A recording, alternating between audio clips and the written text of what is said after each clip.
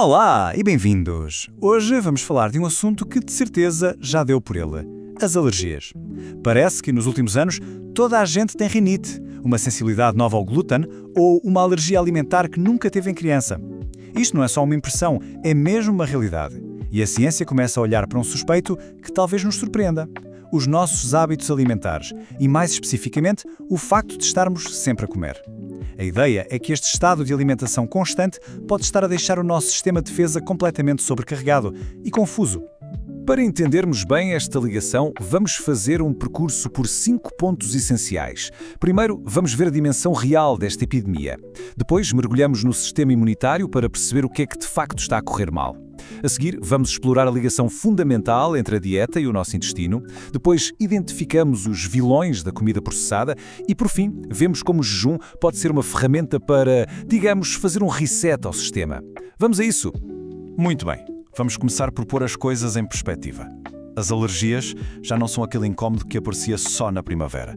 Transformaram-se numa verdadeira crise de saúde pública que afeta milhões e milhões de pessoas, crianças e adultos, e que parece agravar-se de ano para ano.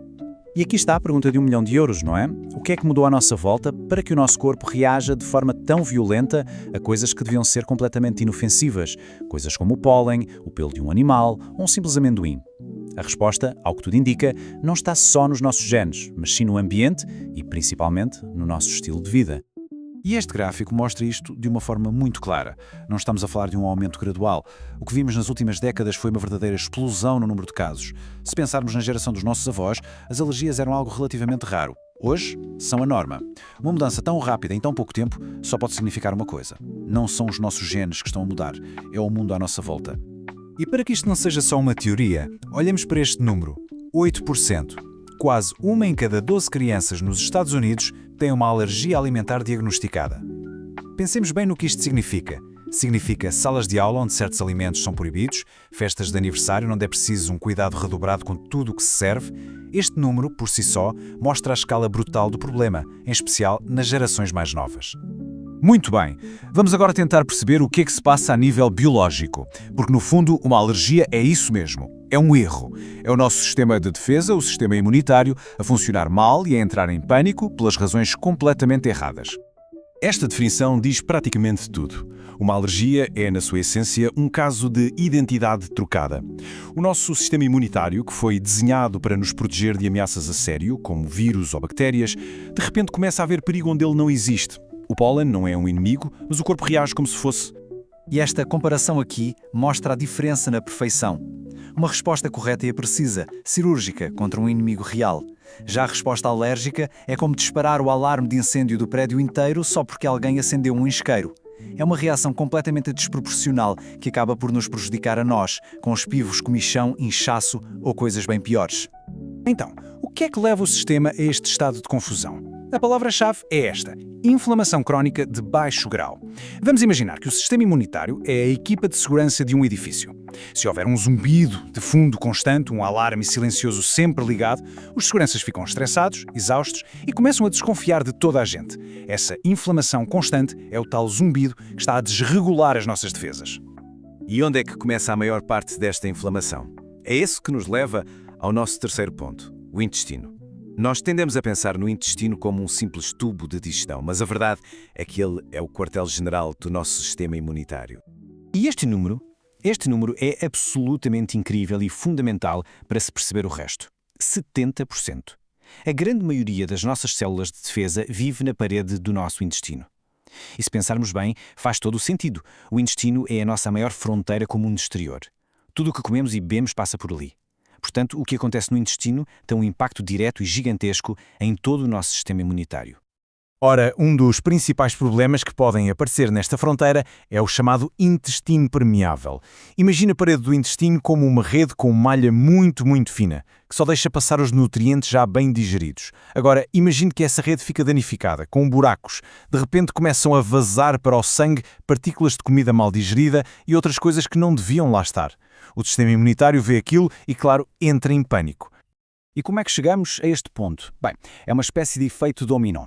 O nosso hábito de comer constantemente, de petiscar a toda a hora, significa que o sistema digestivo nunca para. nunca tem tempo para se reparar. E esta alimentação constante, principalmente de comida processada, acaba por alimentar as bactérias más do intestino.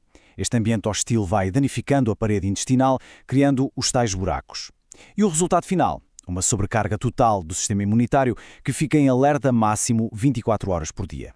Então, se a nossa dieta moderna é uma parte tão grande do problema, vamos agora identificar os culpados mais diretos. Vamos olhar de frente para os elementos da nossa comida que mais contribuem para esta inflamação e para este desequilíbrio no intestino.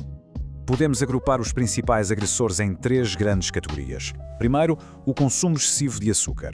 Segundo, as gorduras de má qualidade. E terceiro, a quantidade absurda de aditivos que encontramos na comida processada. Vamos ver cada um deles. O primeiro vilão, o açúcar. Cada vez que comemos algo muito açucarado, o nível de glicose no sangue dispara e o corpo tenta trabalhar horas extraordinárias para o controlar.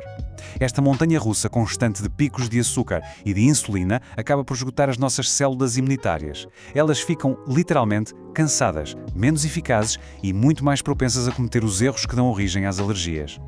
O segundo vilão, as gorduras de má qualidade. E aqui é importante perceber que nem todas as gorduras são iguais. As gorduras trans, muito comuns em fritos, bolos e comida processada, e o excesso de certas gorduras saturadas, são o que se chama de pró-inflamatórias. Basicamente, funcionam como deitar gasolina para o fogo daquela inflamação crónica de que falamos. E por fim, o terceiro grande vilão, os aditivos. Conservantes, corantes, emulsionantes, a lista é interminável. Para o nosso corpo, que evoluiu a comer comida a sério, muitas destas substâncias químicas são vistas como corpos estranhos. O sistema imunitário não as reconhece e trata-as como possíveis ameaças, o que o mantém num estado de alerta constante, dia após dia. Ok, já vimos o problema, as possíveis causas e os principais culpados. Mas a boa notícia é que existem estratégias para contrariar isto. E é isso que nos leva à nossa última secção, que se foca numa solução que é, ao mesmo tempo, antiga e poderosa. Dar uma pausa ao nosso corpo. Ou seja, o jejum. Eu acho esta frase fantástica porque muda completamente a nossa perspectiva. Passamos a vida obcecados com o que comer. Mais disto, menos daquilo, mas talvez a pergunta igualmente importante seja quando comer. E mais importante ainda, quando não comer. O período de descanso pode ser tão ou mais importante que o período de alimentação. E os benefícios deste descanso atacam o problema pela raiz. Primeiro, o jejum dá finalmente ao intestino a tal pausa de que ele precisa para se reparar. Segundo, ao não estarmos sempre a alimentar as bactérias, damos espaço para que as boas floresçam. Terceiro, está mais que provado que o jejum reduz os marcadores de inflamação no corpo, ou seja, ajuda a desligar aquele zumbido de fundo. E por último, ajuda a estabilizar hormonas como a insulina, que quando está sempre alta, também contribui para a inflamação. Mas atenção, e este ponto é crucial. Ninguém está aqui a falar de passar fome durante dias a fio. Estamos a falar de conceitos como o jejum intermitente, que pode ser tão simples como acabar de jantar um pouco mais cedo e tomar o pequeno almoço mais tarde, criando uma janela de 14 ou 16 horas de descanso digestivo. A ideia é dar tempo ao corpo, não é uma privação extrema. Portanto, para resumir tudo o que vimos, a epidemia de alergias parece estar intimamente ligada a um sistema imunitário que está simplesmente exausto e confuso. Os nossos hábitos modernos, como comer a toda a hora, uma dieta rica em açúcar, gorduras de má qualidade e aditivos, parecem ser os principais gatilhos.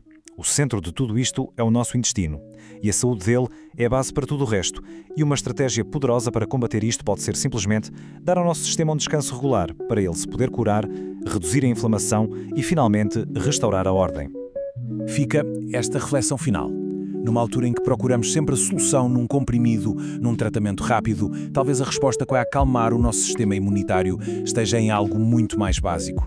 Não apenas na qualidade daquilo que pomos no prato, mas também na sabedoria de valorizar a pausa entre eles. Fica a ideia para pensarmos. Muito obrigado.